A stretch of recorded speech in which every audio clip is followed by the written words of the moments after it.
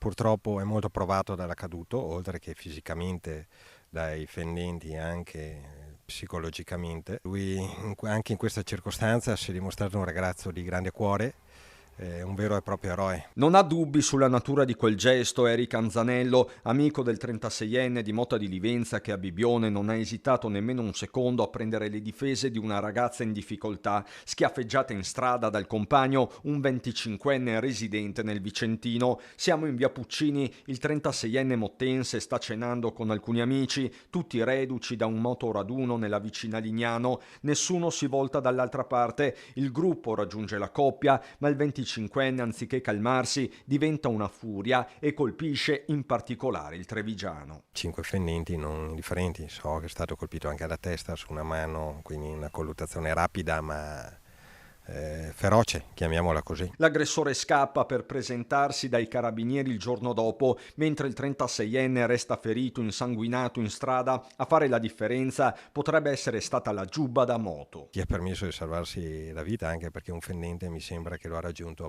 poco sotto il cuore, quindi l'epilogo poteva essere tragico. La mobilitazione ha riguardato anche il personale del locale dove i motociclisti stavano cenando, la pizzeria Bergamo. Anche qui nessuno si è tirato indietro, compreso il figlio della titolare. Sono arrivati sti ragazzi, avevano il sangue, li abbiamo recuperati, abbiamo cercato di tamponare, pensavo che fosse solo un piccolo taglio, che in effettiva non era piccolo, e l'ho portato in pronto soccorso. Solo in ospedale ci si rende conto pienamente che quelle 5 ferite, fortunatamente non letali, sono state provocate da un'arma da taglio. È stato miracolato, perché se non aveva qualcuno in più tra le parti, credo che ci sia stato molto di più di quello che era. Quando vedi una ragazza che dice smettila o che chiama aiuto, cosa fai?